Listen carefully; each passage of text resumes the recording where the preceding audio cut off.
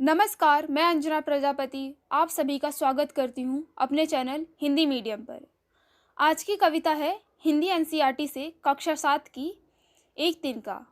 एक तिनका के लेखक हैं अयोध्या सिंह उपाध्याय, जिन्हें हरिऔध के नाम से भी जाना जाता है। इस कविता के माध्यम से कवि ने घमंड न करने की सीख दी है। कई बार छोटी सी छोटी चीज़ भी बड़े से बड़े घमंड को तोड़ कर रख देती है। कवि ने ऐसे ही एक घटना का जिक्र एक तिनका के कविता के माध्यम से हम सभी के समक्ष प्रस्तुत किया है। अब चलिए सबसे पहले कविता पढ़ेंगे, फिर उसके अर्थ देखेंगे और उसके बाद इस कविता की व्याख्या करेंगे।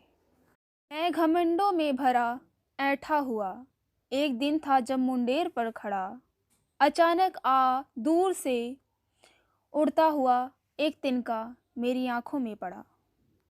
अब इन पंक्तियों में कवि एक बार घमंड से भरकर अकड़ा हुआ अपने घर की छत की मुंडेर पर खड़ा था। उसी समय अचानक दूर से एक उड़ता हुआ तिनका आकर उसकी आंखों में पड़ गया और पल भर में उस जरा सी निर्जीव वस्तु ने उसका सारा घमंड चूर चूर कर दिया। मैं झिझक उठा, हुआ बेचैन सा, लाल होकर आंखें भी दुखने लगीं। मुठ देने लोग कपड़े की लगे, ऐंठ बेचारी दबे पांव भगी। अब यहाँ घमंड से भरे कवि के आंखों में एक जरा सा तिनका पड़ जाता है तो वह अचकचा कर बेचैन हो उठता है। उसकी आंख पल भर में लाल हो जाती है। लोग कपड़े की नोक से तिनका निकालने की कोशिश करने लगते हैं।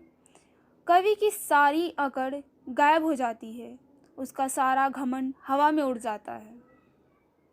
जब किसी ढब से निकल तिनका गया, तब समझ ने मुझे यूं ताने दिए, ऐंठता तू किस लिए इतना रहा, एक तिनका है बहुत तेरे लिए। अब इन पंक्तियों में घमंड से भरे कवि की आंखों में एक तिनका पड़ जाने से ही उसकी सारी अकड़ ढीली हो जाती है। लोग किसी तरह जब कपड़े की नोक से तिनका निकाल देते हैं तो कवि को थोड़ी राहत मिलती है।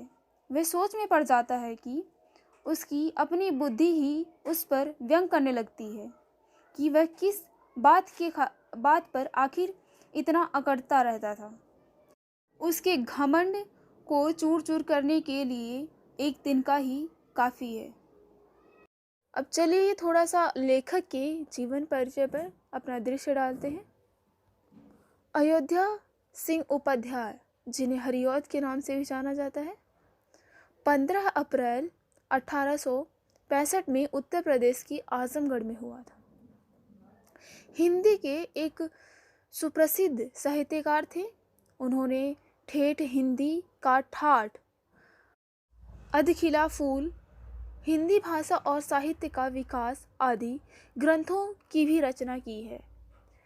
प्रिय प्रवास सबसे प्रसिद्ध और महत्वपूर्ण ग्रंथों में से है और वियोग तथा वात्सल्य वर्णन, लोक सेवा की भावना, प्राकृतिक चित्रण इनके लेखन की काव्यगत विशेषताएं रही हैं।